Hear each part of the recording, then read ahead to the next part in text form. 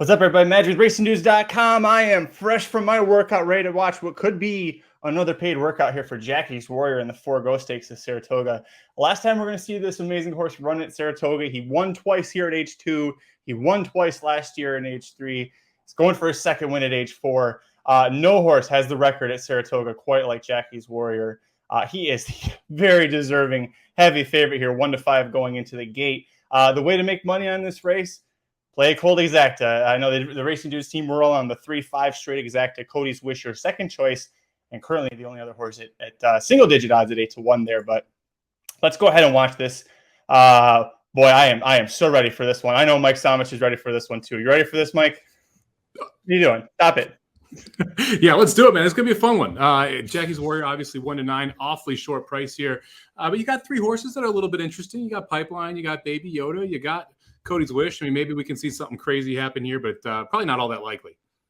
No, now back down to 1-9 on Jackie's Warrior here. I canceled my win bet because I figured there's no way this horse will be playable at those kinds of odds, but we definitely have that Cold Exacta here. So one last time in Saratoga, Jackie's Warrior. Oh, we're still waiting on another horse.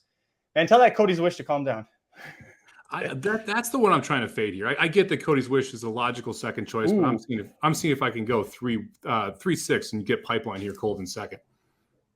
CODY'S Wish is not having a good time in that gate there. There they go. They're off. Ooh, did Jackie's Warrior stumble a little bit? We'll have to watch that. Watch the head on to see if Jackie's Warrior took a rough step out there. And Pipeline, actually, yeah, I missed it. Putting a little pressure there up front here. Well, the one time that we've seen Jackie's Warrior lose, really, was the Breeders' Cup Sprint when he got pressured very heavily. This doesn't look like that sort of a situation. I'd say they're still doing 22s. Yeah, I mean, 22-3, almost 22-4 is slow for Jackie's Warrior. It's going to be tough to get by these front two. Baby Yoda, who absolutely loves Saratoga, sitting in third right now. CODY'S Wish is a lot further back than he probably wants to be right here, sitting in last right now. Anybody who backed him, yeah, you need every one of those horses in front of you to come back. Still looking comfortable. Pipeline is sticking with him there. Not quite getting away. I mean, obviously, you've got some burst here down the lane from Jackie's Warrior, but Pipeline is staying right on his throat latch here. He might actually have a fight in line. The jock on Pipeline is still sitting chilly there. There we go. CODY'S Wish is making a run. He could hit the board here. Jackie's Warrior is going to have to really fight this one out, Mike. Yeah, he's grinding out. He's starting to separate a little bit. It looks like he's going to put a little bit of distance between him and Pipeline. Watch out for CODY'S Wish. Here comes from last to first. There's Jackie's Warrior going to hang on. Come on, Jackie's, get home. No, got him. CODY'S wow. Wish got him. I don't think Jackie's Warrior ever saw him. Oh, you saw some of that pressure from the 6 there, Pipeline, but not enough that you thought it would actually grind down Jackie's Warrior. But, man, CODY'S Wish just flying late there. Not at all the trip you'd expect if CODY'S Wish was actually going to get the job done. Look at that final time. Basically 121. Holy smokes, they were booking. I wanted to see what his final splits are after the race is done and officially timed. I want to know what his final time was in the stretch. He was motoring.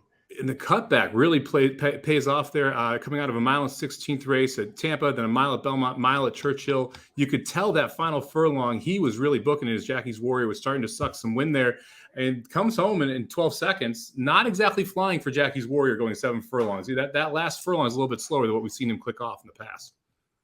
Wow. I'm looking back at the faster times. The only time that this race has been run faster since it's been held at 7 furlongs.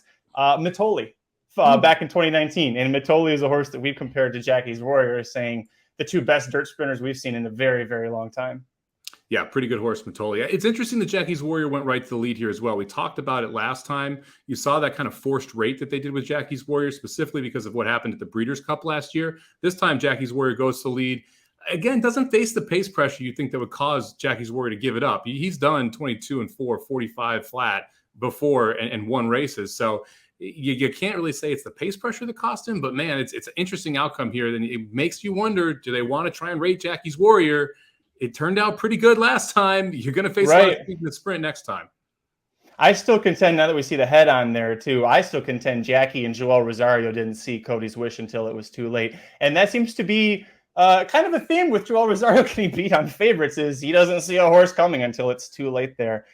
Kudos to Godolphin. We didn't talk about this yet, but they had Speaker's Corner, who had already lost to Flightline, but good efforts to Flightline and Life is Good. And they said, we don't want to face Jackie's Warrior. We think he's the third best horse in the country. So they shipped him. He's at Del Mar later today for the Pat O'Brien Stakes, which is a win-in for the Breeders' Cup Dirt Mile.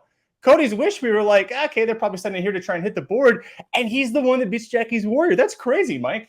Yeah, able to get the job done. A great placement here. I mean, I'm shocked by Cody's Wish getting it done here. This was one of those spots where I did not expect. I thought he would need an absolute collapse to be able to win this race because, like I said, coming out of longer races, obviously facing the best horse he's ever faced here in Jackie's Warrior.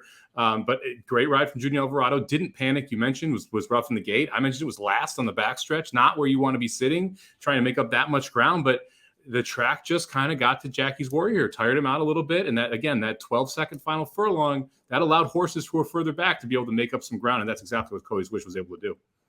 Well, like Mike, you talked about last time out in the 6 furlong Vanderbilt handicap, which he sat back a little bit and then won very handily. We're going to see him cut back to 6 furlongs. His final career start is, assuming everything he comes out of this okay, will be the Breeders' Cup Sprint. 6 furlongs at Keeneland. And I agree with you, Mike, if they go back to that rating trip in the Vanderbilt, that seemed like they found out the winning formula, cutting back from 7 furlongs. The champ should be well rested and ready for his final race. Is Jackie's Warrior still the division leader for you for the sprint? I don't know. I don't know. I mean, look, the sprint's going to be an awfully tough race. We talked about it on Dudes Who Bet Daily a little bit. I mean, we're going to see Jack Christopher later today. We got some Pat O'Brien that's happening out in California. There's 4 or 5 horses that are very, very, very, very good that will all be showing up at Keeneland for the Breeders' Cup. Jackie's Warrior should not be the 3 to 5 price he was last year. Let's just put it that way. Anyone in this division that's sub maybe 8 to 5-ish will be where the favorite is in the sprint. Anything shorter than that, it gets a little crazy. One final note before we get out of here, I do want to mention Cody's Wish is named for a boy that got to go visit Godolphin as part of a Make-A-Wish day.